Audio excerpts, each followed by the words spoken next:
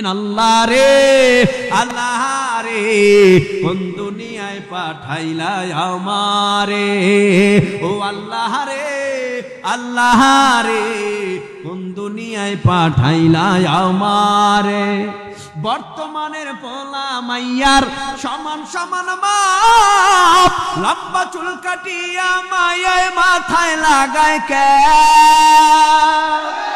বর্তমানের পোলা মাইয়ার সমান সমান মাপ লম্বা চুল কাটিয়া মায়ায় মাথায় লাগায় ক্যাপ আল্লাহ রে কোন দুনিয়ায় পাঠাইলা আমারে ও আল্লাহ রে আল্লাহ রে কোন দুনিয়ায় পাঠাইলা আমারে জিন্সের প্যান্ট শার্ট পরিয়া রাস্তা হেঁটে যায় বলা না মাইয়া তার চিনা বড়দায় জিন্সের প্যান্ট শার্ট পরিয়া রাস্তা হেঁটে যায় বলা না মাইয়া তার চিনা বড়দায় আল্লাহ রে কোন দুনিয়ায় পাঠাইলা আমারে ও আল্লাহ রে আল্লাহ রে কোন দুনিয়ায়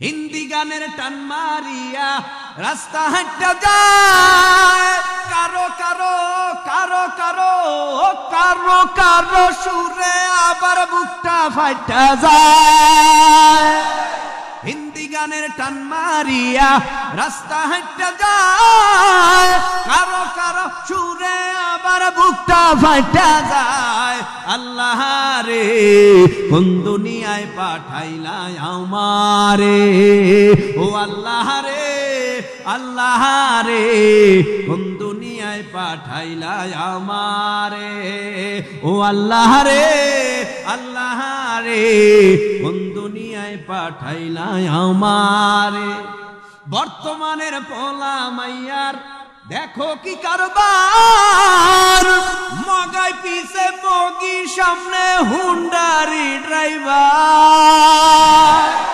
বর্তমানের পোলা মাইয়া করে কি কারবার মগাই পিছে মগি সামনে হুন্ডারি ড্রাইভার আল্লাহ রে কোন দুনিয়ায় পাঠাইলা আমারে ও আল্লাহ রে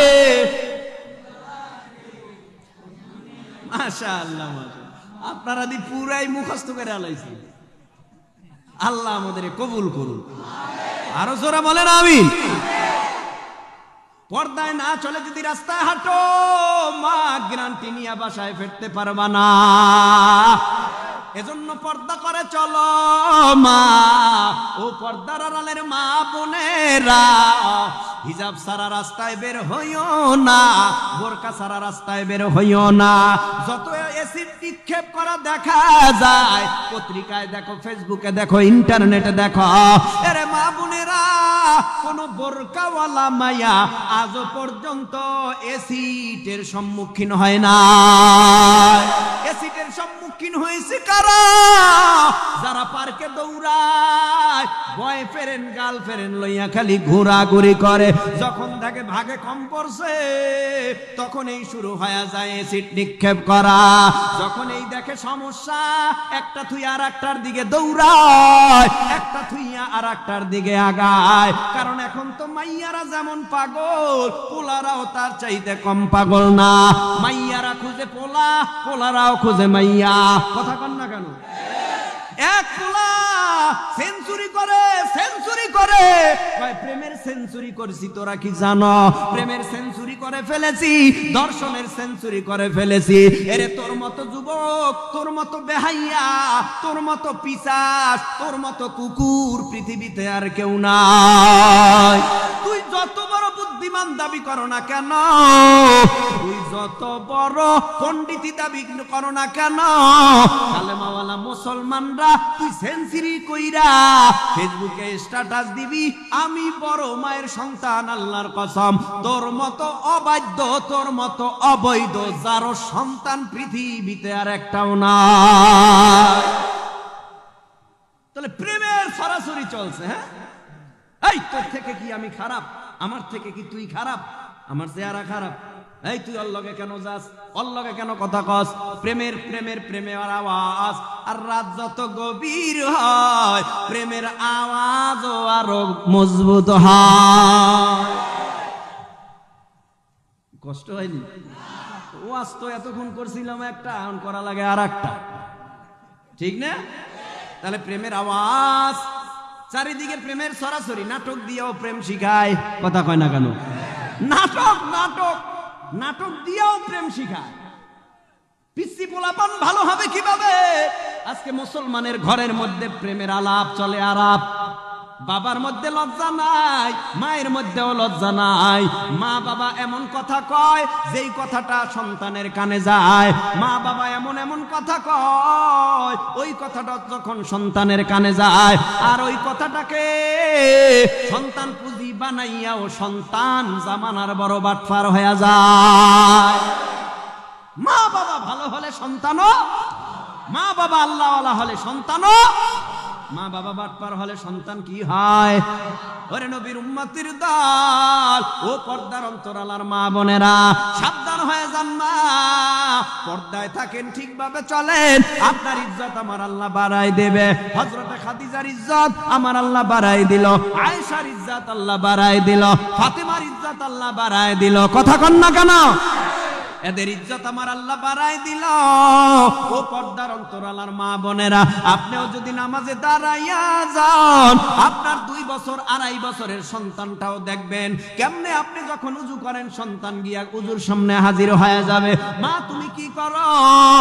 দেখবে মা উজু করে, সন্তানটা তখন নিজে বদনা নিয়া জগ নিয়া উজুর পানি মার মতো হাতের মধ্যে লাগাইয়া এবার উজু করা আরম্ভ করে। দেখে মা হাত দয়, সন্তানও হাত দয়, দেখে মা কুলি করে, সন্তানও কুলি করে, দেখে মা নাকে পানি দেয়, সন্তানও নাকে পানি দেয়। সন্তানের বয়স 2 বছর 2.5 বছর 3 বছর, মা যা করে সন্তানও তা করে। এবার উযু শেষ করার পর জায়নামাজটারে বিছাইয়া দিয়া এবার জায়নামাজের মুসল্লায় দাঁড়াইয়া মা এবার কি জানো এইভাবে তাকবীরে তাহরিমা পইরা এবার 2টা ঠোঁট মা নাড়াইতেছে। সন্তান নজর কইরা তাকায়, দেখে মা ঠোঁট নাড়ায়, ঠোঁট নাড়ায়, ঠোঁট নাড়ায়। কি ব্যাপার মা ঠোঁট নাড়ায় কেন? ওই সন্তান তো ভালোভাবে কথা বলতে পারে না, সূরা ফাতিহা পড়তে পারে না, মা কি বলে এটাও সন্তান জানে না। মা ঠোঁট নাড়ায় দেখা সন্তানটাও এবার ঠোঁট দুটা নাড়ায়। মা যখন রুকুতে যায় সন্তানটাও রুকুতে যায়, মা যখন সেজদায় যায় সন্তানটা সেজদা না দিয়া কপালটারে মাটির সাথে লাগাইয়া মার চেহারার দিকে তাকাইয়া ডাক দিয়া বলতে চায়, এটাই মা তুমি কি কও সেজদায় গিয়া?